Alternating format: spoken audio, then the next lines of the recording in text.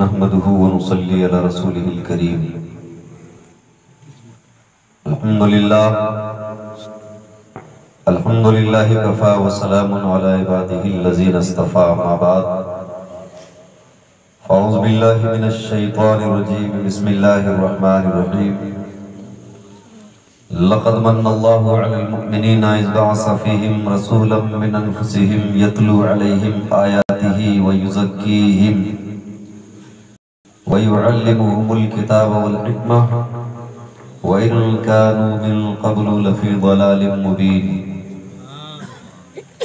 آمنت بالله صدق الله العظيم وصدق رسوله النبي الكريم ونحن على ذلك لمن الشاهدين والشاكرين فالحمد لله رب العالمين. سلام اس پر کہ جس نے بے کسوں کی دستگیری کی. سلام اس پر کہ جس نے بے کسوں کی دستگیری کی. سلام اس پر کہ جس نے بادشاہی میں فقیری کی. سلام اے آمنہ کے لال اے محبوب سبحانی. سلام اے آمنہ کے لال اے محبوب سبحانی. سلام اے فخر موجودات فخر نوع انسانی. حبیبی یا رسول اللہ تیرے آنے سے رونق آ گئی گلزار ہستی میں. تیرے آنے سے رونق آ گئی گلزار ہستی میں. شریک حال قسمت ہو گیا پھر فضل ربانی. میرے آقا تیرا در ہو میرا سر ہو میرا دل تیرا گھر ہو. تمنا مختصر سی ہے مگر تمہید طولانی.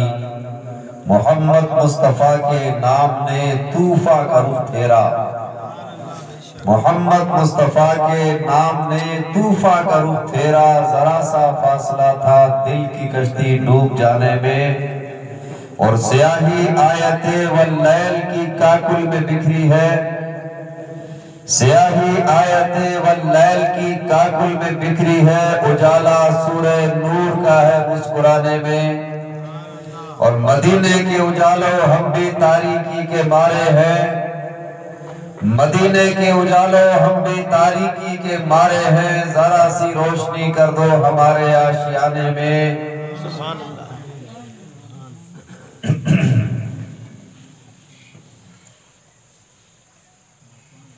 حضرت حسان بن ثابت بارگاہ رسالت کے درباری شاعر ہیں. بارگاہ مولا میں عرض کرتے ہیں کہ وَأَحْسَنُ مِنْكَ لَمْ تَرَ قَطُّ عَيْنِي وَأَحْسَنُ مِنْكَ لَمْ تَرَ قَطُّ عَيْنِي وَأَجْمَلُ مِنْكَ لَمْ تَلِدِ النِّسَاءُ خُلِقْتَ مُبَرًّا مِنْ كُلِّ عَيْبٍ كَأَنَّكَ قَدْ خُلِقْتَ كَمَا تَشَاءُ. ہزار بار بشویم دہن ز مشک و گلاب. ہزار بار بشویم دہن ز مشک و گلاب. ہنوز نام تو گفتن کمال بے ادبی. اسٹیج پہ تشریف فرما محترم اور معظم علماء ملت اسلامیہ، دور و نزدیک سے آئے ہوئے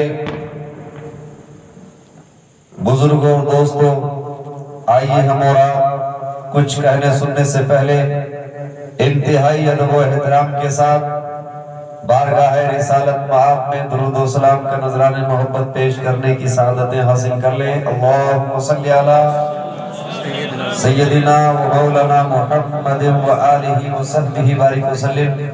صلاۃ و سلام علیکہ یا رسول اللہ.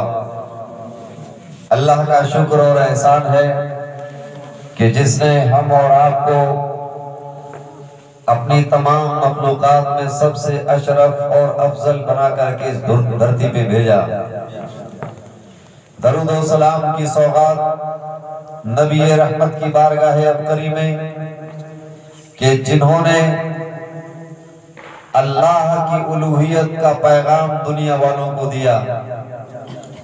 بے پناہ عقیدت و محبت کے ہار و پھول صحابہ کرام اور شہداء اعظام رضوان اللہ علیہم اجمعین کی بارگاہوں میں کہ جن کے کردار و عمل کی روشنی میں مذہب مہذب اسلام 15ویں صدی ہجری اور 21ویں صدی عیسوی میں داخل ہوا۔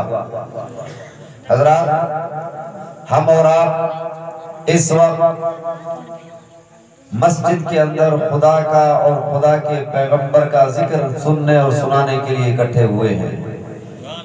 میں ایک حدیث پاک پیش کر کے بات کو آگے بڑھاؤں۔ مسجد نبوی ہے، صحابہ کرام ہیں، کعبے کے بعد مسجد نبوی دنیا کی تمام مسجدوں میں سب سے افضل اور بہتر مسجد ہے، اور نبیوں اور رسولوں کے بعد صحابہ کرام تمام انسانوں میں سب سے افضل اور بہتر ہیں۔ بہتر جگہ اور بہتر ذات کا ذکر کرنے کے لیے بہترین لوگ مسجد نبوی میں اکٹھے ہوئے ہیں۔ حدیث پاک صحیح مسلم، مسند احمد اور مجمع الزوائد کے علاوہ متعدد کتب کے اندر موجود ہے۔ حضرت امیر معاویہ مسجد نبوی میں داخل ہوتے ہیں۔ صحابہ کرام سے مسجد بھری ہوئی ہے۔ صحابہ نے پوچھا، صحابہ سے امیر معاویہ نے پوچھا کہ تم لوگ یہاں پہ اکٹھے کیوں ہوئے، مقصد کیا ہے اکٹھا ہونے کا؟ تو امیر معاویہ نے جب پوچھا تو صحابہ کرام نے کہا ہم اللہ کا اور اللہ کے رسول کا ذکر کرنے کے لیے اکٹھے ہوئے ہیں کہ اللہ نے ہمارے اوپر احسان کیا کہ اسلام جیسی دولت ہمیں عطا فرمائی ہے۔ تو امیر معاویہ نے صحابہ سے کہا کہ تم قسم کھا کے بتاؤ کیا اسی لیے تم مسجد میں اکٹھے ہوئے ہو؟ امیر معاویہ نے جب کہا تو صحابہ کرام نے قسم کھا کے کہا کہ ہم اسی لیے اکٹھے ہوئے ہیں، خدا کی قسم کہ اللہ نے ہمارے اوپر احسان کیا ہے اور ہم اس کا ذکر کرنے اور اس احسان کی یاد میں بیٹھے ہوئے ہیں۔ سبحان اللہ۔ امیر معاویہ نے کہا میں نے تم سے قسم اس لیے نہیں لی کہ تمہارے اوپر بدگمانی ہو اور تم کوئی دوسرے خیال میں ہو، بلکہ میں نے قسم اس لیے لی تھی کسی مسجد میں ہم بیٹھے ہوئے تھے، رسول پاک اس مسجد میں داخل ہوئے، کہا کہ تم لوگ کس لیے اکٹھے ہوئے ہو؟ تو ہم نے کہا کہ یا رسول اللہ، اللہ نے ہم پر احسان کیا ہے، اللہ کا کرم ہے کہ ہم مسلمان ہیں، اس اسلامی نعمت کا تذکرہ کرنے کے لیے اکٹھے ہوئے ہیں۔ رسول پاک نے ہم سے کہا قسم کھا کے بتاؤ کیا تم اسی لیے اکٹھے ہوئے ہو؟ مسند احمد کے الفاظ ہیں وَمَنَّ عَلَيْنَا بِكَ، یا رسول اللہ، اللہ نے ہمارے اوپر آپ کے ذریعے احسان کیا ہے، اس احسان خداوندی کا تذکرہ کرنے کے لیے اکٹھے ہوئے ہیں۔ تو رسول پاک نے پوچھا کیا تم اسی لیے اکٹھے ہوئے ہو؟ تم قسم کھا کے کہو۔ صحابہ نے قسم کھا کے بیان کیا تو امیر معاویہ کہتے ہیں رسول پاک نے فرمایا کہ اے صحابہ، میں نے تم سے اس لیے قسم نہیں اٹھوائی کہ تمہارے اوپر کوئی بدگمانی ہو، بلکہ تم سے قسم اس لیے اٹھوائی ہے کہ ابھی ابھی خدا کی بارگاہ سے جبریل امین حاضر ہوئے ہیں، کہا کہ یا رسول اللہ، یہ صحابہ مسجد میں تذکرہ اللہ کا اور اللہ کے رسول کا کر رہے ہیں، اللہ تعالیٰ ان صحابہ پہ فخر فرما رہا ہے۔ سبحان اللہ، سبحان اللہ۔ اس لیے مسلمانوں، جو بھی انسان رسول پاک صلی اللہ علیہ وسلم کا تذکرہ اور خدا کی دی ہوئی نعمتوں کا تذکرہ مسجدوں میں کرتا ہے تو اللہ رب العزت اس انسان پر اور تذکرہ کرنے والوں پر، نعمتوں کا یاد کرنے والوں پر اللہ تعالیٰ فخر فرماتا ہے، اللہ خوشی کا اظہار ملائک میں کرتا ہے، سبحان اللہ، فرشتوں میں اللہ تعالیٰ اس کا اظہار کرتا ہے۔ اس لیے مسلمانوں، ہم اور آپ کوئی معمولی ہستی کا ذکر کرنے کے لیے نہیں بیٹھے ہیں، بلکہ وہ ایسی عظیم بارگاہ ہے، ایسی مقدس ہستی کا ذکر کرنے کے لیے اکٹھے ہوئے ہیں جس کے بارے میں وقت کے قطب اور وقت کے اولیاء جب گزرتے ہیں تو اپنی سانس کو روک کر کے اس بارگاہ سے گزرتے ہیں۔ ادب گاہے زیر آسماں از عرش نازک تر، نفس کن کا دامی آئے جنید و بھائی عزیز ایجا۔ اولیاء اکرام کا عقیدہ یہ ہے کہ اس دھرتی کے اوپر ایک ایسی بارگاہ ہے کہ جنید بغدادی اور بھائی عزیز جیسے بستامی جیسے ولی کامل بھی آتے ہیں تو اپنے سانس کو روک کے آتے ہیں۔ وہ بارگاہ ہے کہ امام مالک اگر حدیث پڑھاتے ہیں تو کتاب کا پنہ پلٹنے میں آواز تک اس تک بلند نہیں کرتے ہیں. یہ وہ بارگاہ ہے کہ جس بارگاہ کے قریب ڈھانیوں کے چکوں کے مدینے سے آئے اور بلند آواز سے باتیں کر رہے ہیں. حضرت امیر المؤمنین عمر بن خطاب نے کہا کہ ان کو اس آواز سے روکا جائے. ان کو بلایا, آواز دے کے نہیں, کنکری اٹھائی ایک پتھر کی اور ان کی طرف پھینکی. جیسے ان کو پتا چلا, چونک کے دیکھا ادھر, جیسے ہی دیکھا تو حضرت عمر کھڑے ہیں. اب آپ اندازہ لگا سکتے ہیں, تاریخ آپ نے سنی ہوگی, حضرت عمر کا اتنا روب اور جلال تھا. میرے رسول نے فرمایا کہ جس راستے سے میرا عمر گزرتا ہے شیطان راستہ چھوڑ دیتا ہے. میرا عمر وہ ہے کہ اگر میرے بعد کوئی نبی ہوتا تو عمر بن خطاب ہوتا. وہ عمر جب ان کو دیکھا تو پتا پانی بن گیا, ان کا حالت خراب کہ آج دھلائی ہوگی. گھبرائے, بلایا ان کو, کہا ادھر. وہ لوگ آئے, کہاں کے رہنے والے ہو؟ بولے کہ حضور طائف کی سائڈ میں جو ہے ڈھاڑیوں کے رہنے والے ہیں. بولے کہ تم ہو نا دیہاتی, اگر ہوتے تم شہر مدینہ کے تو تمہیں ایسی سزا دیتا کہ تم یاد رکھتے اس کو. تجھے معلوم نہیں یہاں بارگاہ کس کی ہے؟ اس بارگاہ میں آواز کو اونچا کرنا منع کیا گیا ہے. اللہ فرماتا ہے لا ترفعوا اصواتکم فوق صوت النبی, نبی کی آواز کے اوپر اپنی آواز بلند مت کرو. یہ عظیم بارگاہ ہے. اس بارگاہ میں پہنچنے کے لیے اللہ کے رسول کی جو بارگاہ ہے اس تک پہنچنے کے لیے صحابہ کو ادب و احترام جانتے ہو کیا سکھایا؟ اے میرے صحابیوں, اے میرے نبی کو ماننے والوں, جب اس بارگاہ میں پہنچے پہلے اپنے گھر سے صدقہ اور خیرات لو, غریبوں اور فقیروں پہ صدقہ اور خیرات کرو. اس کے بعد میرے محبوب کی بارگاہ میں جاؤ اور وہاں جا کے ایسے نہیں کنڈی کھٹکھٹاؤ بلکہ اپنی ناخنوں سے آواز لگاؤ. ناخنوں کی آواز کتنی ہوتی ہے؟ اگر میرا محبوب باہر آ جائے تو ملاقات کرو, اگر نہ آئے تو تم دو زور سے دھکا دے کے گیٹ نہیں کھول سکتے, واپس اپنے گھر کو آ جاؤ. یہ صحابہ کو احترام سکھایا گیا تھا. صحابہ رہے. جب طائف کے لوگوں نے پیغمبر پہ حملہ کیا تو اس وقت میرے رسول اپنے گھر آئے رنجیدہ ہو کر. میرے رب نے سید الملائکہ جناب جبریل کو بھیجا, اے جبریل میرا محبوب آج رنجیدہ ہے, پریشان ہے, تم جاؤ آج میرے محبوب کو میری بارگاہ میں بلا کے لاؤ. میں شرف لقاء سے میرے محبوب کو مشرف کرنے والا ہوں. وہ مقام عزت ملے گا میرے محبوب کو کہ جو نہ کسی کو ملا ہے نہ کسی کو ملنے والا ہے. جب آئے جبریل زمین پر 70,000 فرشتوں کو لے کے آئے, بارگاہ رسالت میں حاضری دینے لگے تو محبوب سو رہے ہیں, فرشتوں کی گفتگو ہو رہی ہے. کسی نے کہا کہ حضور نیند میں ہے, دوسرے نے کہا کہ دل جاگ رہا ہے, آنکھیں سو رہی ہیں. اس کے الفاظ موجود ہیں, آنکھیں سو رہی ہیں, دل بیدار ہے. اور سچ یہ ہے کہ نبی کی آنکھیں بند ہوتی ہیں, دل جاگتا ہے. اب اٹھائے کیسے؟ ادب و احترام کے تقاضے کیا ہیں؟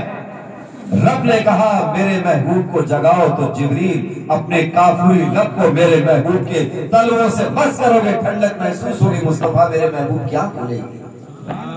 جبریل علیہ السلام نے جب یہ حاضری پیش کی, اپنی آنکھ اور ہونٹ میرے محبوب کے تلوے پہ لگائے, حضور کی آنکھ کھلی, دیکھا کہ 70,000 فرشتوں کے جلوں میں سید الملائکہ ہیں, صلاۃ و سلام کے نغمات پیش ہو رہے ہیں.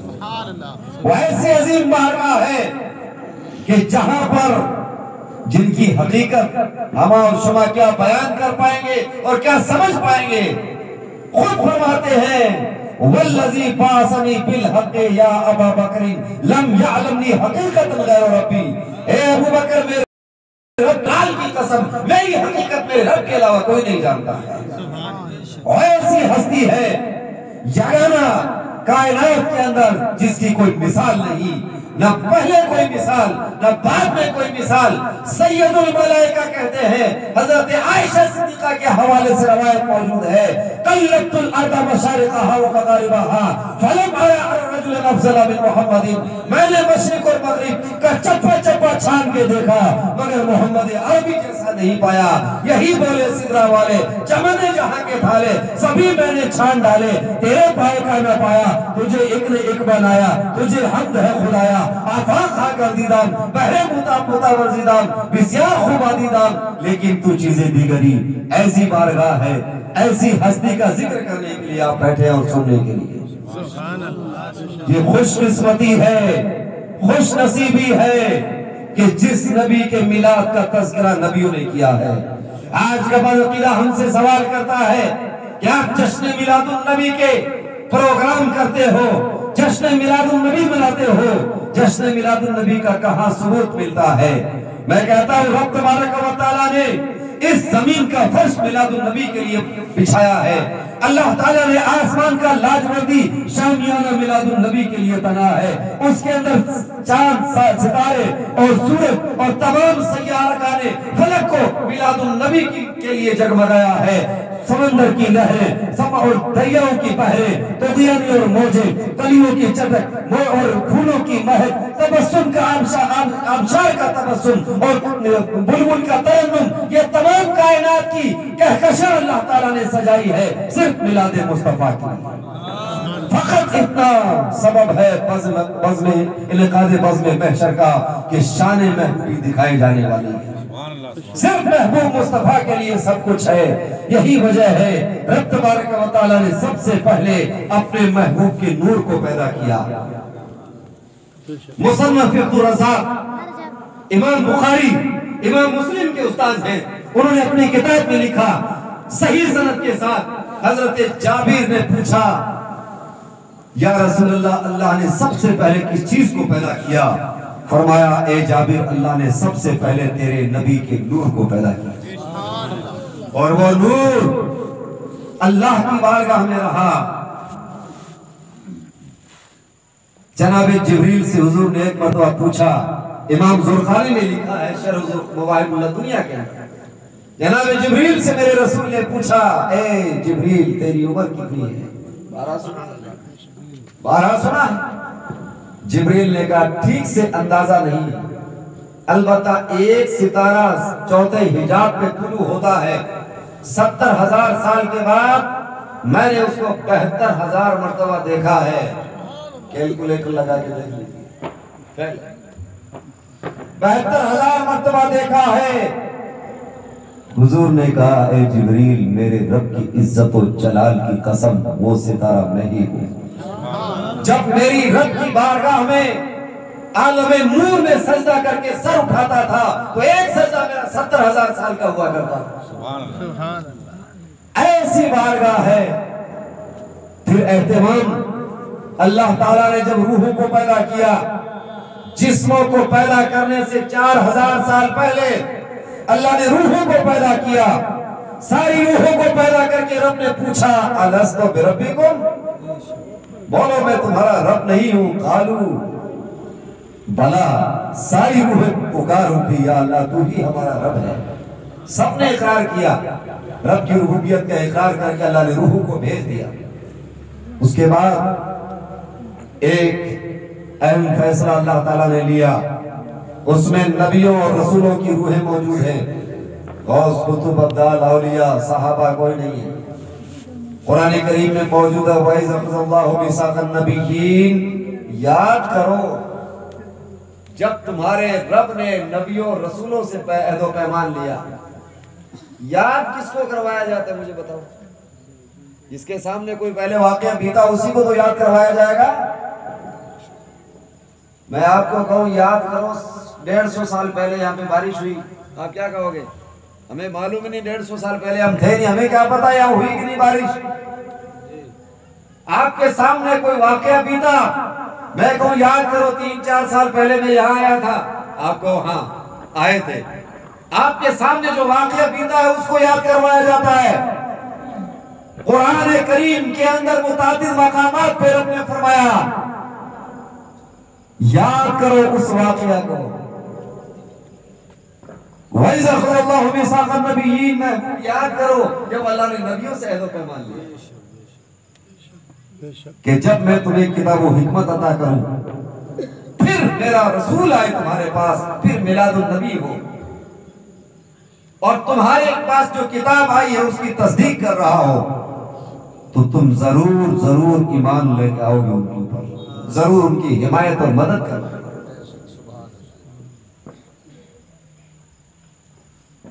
اللہ نے کہا اقررتم، تم نے اقرار کر لیا اس کا عہد و پیمان جو مجھ سے لیا؟ قالوا اقررنا، یا اللہ ہم نے اقرار کر لیا۔ اللہ نے کہا فاشہدوا، ایک دوسرے پہ گواہ، جب آدم سے لے کے عیسیٰ علیہ السلام تک سارے نبی ہیں، میلاد النبی کے اوپر گواہی لی جا رہی ہے، سب سے میلاد مصطفیٰ پر گواہی لی جا رہی ہے۔ فاشہدوا وانا معکم من الشاہدین، تم سب ایک دوسرے پہ گواہ بن جاؤ، اس کے بعد میں تم سب پہ گواہ بنتا ہوں۔ کس کے اوپر؟ میلاد مصطفیٰ کے اوپر۔ آگے رب نبیوں رسولوں سے کہتا ہے فمن تولی بعد ذلک فاولئک هم الفاسقون، اے میرے نبیوں رسولوں، اے میلاد مصطفیٰ پر گواہ بننے والوں، جو بھی تم میں سے وعدے سے پھر گیا وہ حد سے گزرنے والوں میں سے ہو جائے گا۔ اتنی سخت کسوٹی اور پابندی کے ساتھ اللہ نے عہد و پیمان نبیوں سے لیا ہے میلاد النبی پر۔ اس کے بعد ایک وعدہ قرآن کریم بیان کرتا ہے وَإِذْ أَخَذَ اللَّهُ مِيثَاقَ الَّذِينَ أُوتُوا الْكِتَابَ، یاد کرو اس وعدے کو جو اہل کتاب سے لیا گیا کہ تمہیں کتاب دی جائے تو اس کو چھپانا نہیں ہے، قوم تک پہنچانا ہے۔ اس میں نبی بھی ہے، رسول بھی ہے، ولی بھی ہے، عالم بھی ہے۔ ان کا پیغام یہ تھا کہ لوگوں تک دین پہنچانا ہے۔ اب اللہ نے آدمیوں کی پیدائش کا سلسلہ شروع فرمایا۔ یہ عہد و پیمان، تین وعدے اللہ تعالیٰ نے روحوں کی دنیا میں لیے، عالم ارواح میں تین وعدے ہیں۔ اس کے بعد اللہ رب العالمین نے انسانوں کی پیدائش کا سلسلہ حضرت آدم سے شروع کیا۔ سرکار آدم علیہ السلام پیدا کیے گئے۔ لوگ کہتے ہیں آدم علیہ السلام قبلے کی جگہ پہ تھے، بات صحیح ہے۔ جب اللہ نے حضرت آدم علیہ السلام کو پیدا کیا، اس کو بھی قرآن کریم میں ذکر کیا وَإِذْ قَالَ رَبُّكَ لِلْمَلَائِكَةِ إِنِّي جَاعِلٌ فِي الْأَرْضِ خَلِيفَةً، یاد کرو جب تمہارے رب نے فرشتوں سے کہا، یہ سب یاد کروایا جا رہا ہے۔ کیا مطلب؟ یعنی یہ سارے واقعات محبوب مصطفیٰ کی نگاہوں کے سامنے ہیں۔ آدم کی پیدائش ہو رہی ہے، مصطفیٰ عالم ارواح میں ہے، آدم کی پیدائش کو بھی مصطفیٰ دیکھ رہے ہیں۔ بہت سارے نبیوں کا دور آیا، آدم علیہ السلام آ گئے، سجدہ فرشتوں نے کیا کہ نہیں؟ آدم کو سجدہ کیا نا، قرآن کریم میں وَإِذْ قُلْنَا لِلْمَلَائِكَةِ اسْجُدُوا لِآدَمَ فَسَجَدُوا إِلَّا إِبْلِيسَ، فرشتوں نے آدم کو سجدہ کیا۔ آدم کو جب سجدہ کیا فرشتوں نے، آدم نے پیچھے دیکھا کہ فرشتے درود و سلام کے نغمے پڑھ رہے ہیں۔ کہا کہ یا اللہ یہ کیا منظر ہے؟ اللہ نے کہا کہ آدم تمہاری پشت میں میرے آخری پیغمبر کا نور ہے، اس پر صلاۃ و سلام کے نغمے پڑھے جا رہے ہیں۔ تفسیر روح البیان میں علامہ اسماعیل حقی نے لکھا ہے کہ یا اللہ میں اس نور کو دیکھنا چاہتا ہوں۔ اللہ نے وہ نور مصطفیٰ آدم کے انگوٹھے پہ ناخن میں ظاہر کی، آدم نے محبت سے چوما اس نور مصطفیٰ کو۔ تو یہ انگوٹھا چومنا محمد مصطفیٰ کے نام پر یہ آدم کی سنت ہے اور آدمیوں کی سنت ہے، یہ آدمیوں کے لیے جاری کیا گیا طریقہ۔ اب جو کہے کہ چومنا شرک ہے، سمجھ لو کہ وہ ایجنٹی ابلیس کی کر رہا، آدم کی نہیں۔ آدم کا جو بیٹا ہوگا، آدمی ہوگا، وہ ضرور محبت رسول میں زندگی گزارے گا۔ یہی تقاضے ہیں۔ ارے مومن تو مومن، غیر نے بھی اگر میلاد مصطفیٰ نہ سمجھ کے بھی اگر خوشی کا اظہار میلاد مصطفیٰ کے دن کیا ہے تو اس کو بھی اللہ تعالیٰ نے اجر دیا۔ صحیح بخاری میں موجود ہے، کتاب الرضاعت پڑھیں، صحیح بخاری میں آتا ہے کہ جب حضور کی ولادت ہوئی تو سویبہ باندھی اس وقت موجود تھی، کیونکہ بچہ جب پیدا ہوتا ہے تو عورتیں ہوتی ہیں پاس میں، سویبہ باندھی تھی، جب باہر کمرے سے نکلی تو ابو لہب حضور کا چچا اس نے کہا کیا ہوا؟ تو سویبہ باندھی نے کہا کہ آپ کے مرحوم بھائی عبداللہ کے گھر لڑکا ہوا ہے۔ میلاد مصطفیٰ کا اس کو پتہ بھی نہیں تھا، اور خوشی کا اظہار بھی اس نے میلاد مصطفیٰ سمجھ کے نہیں کیا کہ میرا بھتیجا ہوا ہے۔ تو اس نے اشارہ کیا جا تو آزاد ہے۔ ابو لہب مر گیا۔ 1 سال کے بعد میں حضرت عباس نے اس کو سپنے میں دیکھا، کہا کہ کیا ہوا، تیری حالت کیسی ہوئی؟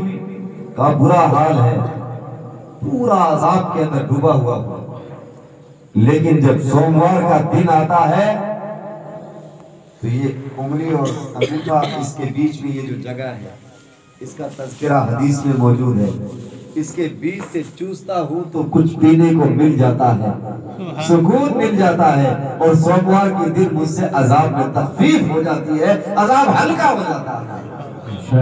جبکہ قرآن کہتا ہے فَجْعَلْنَاهُ هَبَاءً مَنْثُورًا، اگر کسی ملحد اور کافر نے کوئی عمل کیا اس کا کوئی عمل قابل قبول نہیں، آخرت میں کسی عمل کا اجر نہیں ملے گا، ہم نے اس کو جو ہے نا ذروں کی طرح کر دیا ہے، ہَبَاءً مَنْثُورًا، اڑتی ہوئی دھول کی طرح کر دیا ہے۔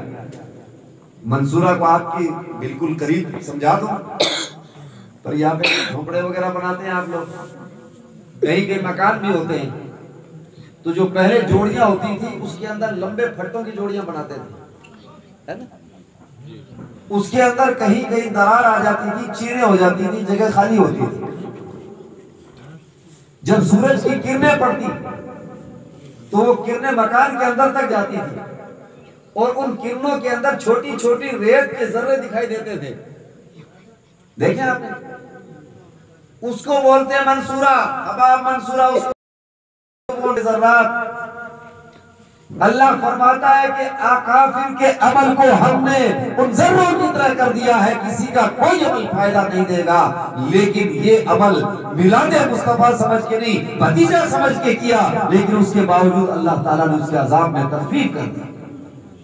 محدثین نے اس حدیث کی توضیحات میں لکھا کہ جب ایک کافر بدترین انسان جو رسول کا دشمن بھی ہے، مخالف بھی ہے، کوہ صفا پہ جب پیغمبر نے خطبہ دیا تھا، اعلان نبوت کیا، اس وقت سب سے پہلے ابو لہب نے حضور کے خلاف آواز اٹھائی، جس کی مذمت میں اللہ تعالیٰ نے قرآن میں سورہ تبت یدا ابی لہب وتب نازل فرمایا، اس کی مذمت قرآن میں آئی، لیکن اس کے باوجود میلاد مصطفیٰ کے ساتھ کنیکٹ ہو گیا، چاہے لاشعوری طور پہ ہوا، جان بوجھ کے نہیں کیا، لیکن اللہ تعالیٰ نے اس کو اجر دیا۔ بخاری شریف کی حاشیے کے اندر موجود ہے یہ ذالک اکرام اللہ بہ، یہ اس کو فائدہ صرف اور صرف اس وجہ سے ہوا کہ اس نے رسول پاک صلی اللہ علیہ وسلم کے تعظیم کے طور پر آزاد کیا۔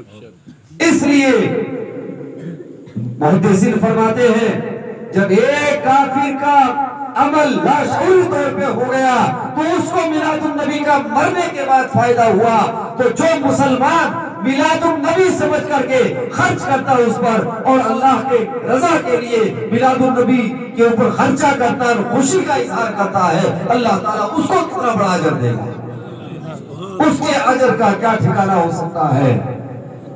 اس لیے مسلمانوں، میلاد النبی کا جشن منانا یہ مسلمانوں کا شیوا ہے۔ اب لوگ دوسرا اعتراض کیا کرتے ہیں، بولے کہ یار مکے میں حضور پیدا ہوئے تو مکے میں تو میلاد النبی کا جشن کبھی منایا نہیں، لوگوں کا بھیجا خراب ہو گیا۔ مکے کے اندر اس وقت مومن کتنے تھے یہ بتاؤ، مسلمان تھے؟ اگر مسلمان ہوتے دنیا کے اندر برائیاں نہ ہوتی تو نبی کیوں آتے؟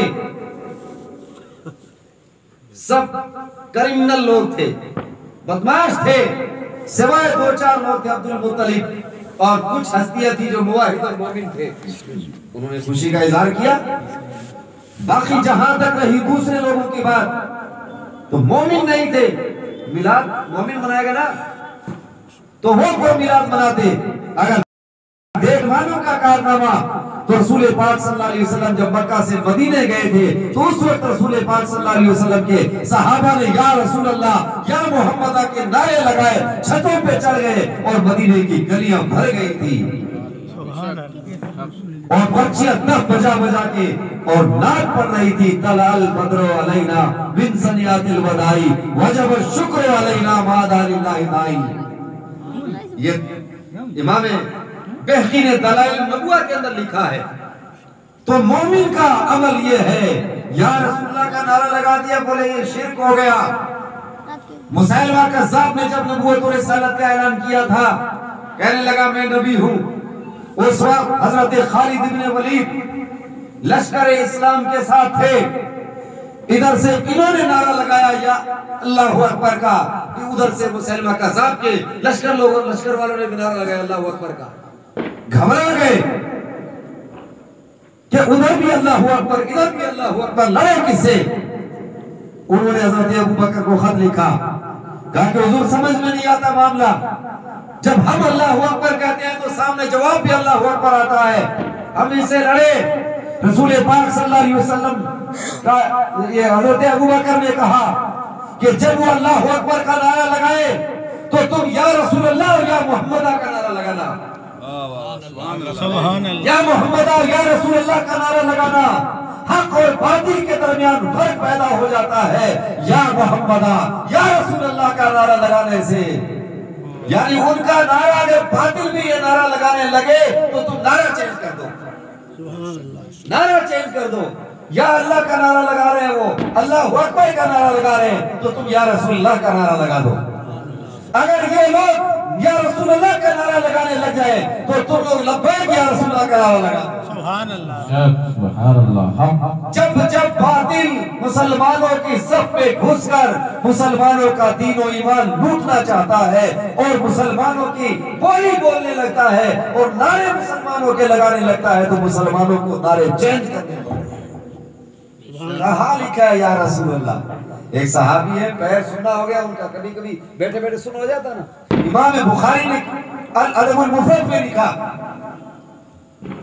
آئے صحابی کے پاس میرا پیر سن ہو گیا، کام نہیں کر رہا ہے، بولے کہ آپ کو سب سے زیادہ محبت کس سے، اس کو یاد کرو تمہارے پیر کی سن دور ہو جائے گی۔ اور صحابہ کا عقیدہ تھا کہ ایک مسلمان کو نبی سے زیادہ محبت کسی سے نہیں ہے، تو انہوں نے یا رسول اللہ کا نعرہ لگایا، بولے جیسے نعرہ لگایا ٹھیک ہو۔ یا رسول اللہ کے نعرے لگانے سے بیماریاں دور ہوتی ہیں، یا رسول اللہ کے نعرے لگانے سے دل کا میل چھٹتا ہے۔ عرض یہ کر رہا تھا کہ اللہ تعالیٰ نے میلاد مصطفیٰ کے جشن منانے کا طریقہ